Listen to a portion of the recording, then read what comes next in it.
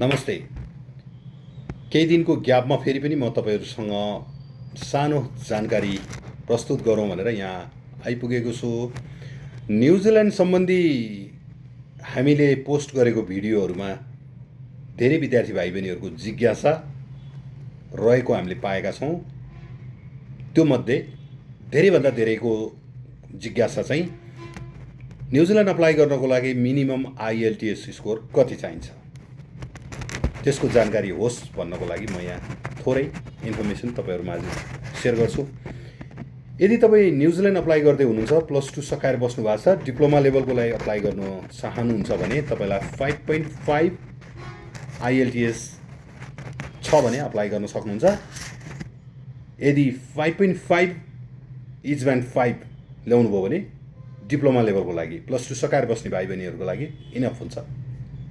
त्यसै गरी यदि तपाईँ +2 नै सकाएर बस्नु भएको छ, अलि राम्रो स्कोर लिएर आउनु भएको छ, ल्याउन सक्नुहुन्छ, डिप्लोमा या एडभान्स डिप्लोमाको लागि अप्लाई गर्न पाए हुन्थ्यो भन्ने सोच्नु भएको छ भने 6 ओभरअल र 5.5 इजब्यान्ड छ भने डिप्लोमा या एडभान्स डिप्लोमा लेभल 6 को लागि अप्लाई गर्न सक्नुहुन्छ।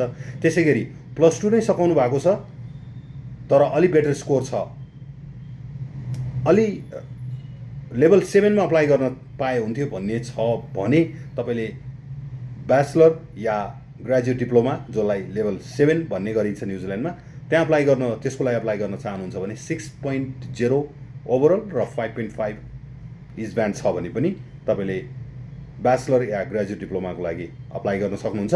त्यसै गरी +2 नै सकाएर बस्नु भएको छ या ब्याचलर गर्नु भएको छ तर ब्याचलरको चाहिँ अलिकता स्कोर कम छ, एकाडेमिक स्कोर कम छ भने लेभल 8 को लागि अप्लाई गर्न तपाईँले मिल्छ।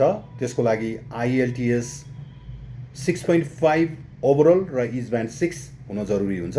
त्यसै गरी ब्याचलर सकाइसक्नु भएको छ, मास्टर्सको लागि अप्लाई गर्न चाहनुहुन्छ, डाइरेक्ट मास्टर्स लेभल 9, त्यसको लागि यदि अप्लाई गर्न चाहनुहुन्छ भने 6.5 ओभरअल र इजब्यान्ड 6 छ भने सजिलै तपाईँले न्युजिल्यान्डको इङ्ग्लिस रिक्वायरमेन्ट मिट गर्नुहुन्छ।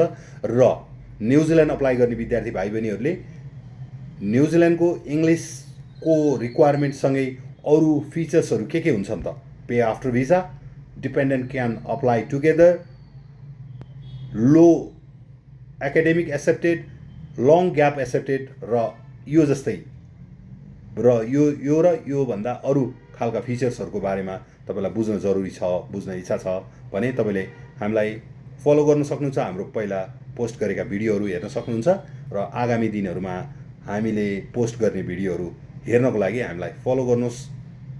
तपाईँलाई यदि हामीले पोस्ट गर्ने भिडियोहरू मन परेको छ भने लाइक गर्नुहोस् र यस्ता इन्फर्मेसनहरू मेरा आफन्तहरूलाई पनि जानकारी गराउनु पाए हुन्थ्यो, उनीहरूलाई पनि बुझाउनु पाए हुन्थ्यो, उनीहरूकोमा पनि पुगे हुन्थ्यो जस्तो लाग्छ भने भिडियोहरूलाई सेयर गर्न नभुल्नुहोला। धन्यवाद। नमस्ते।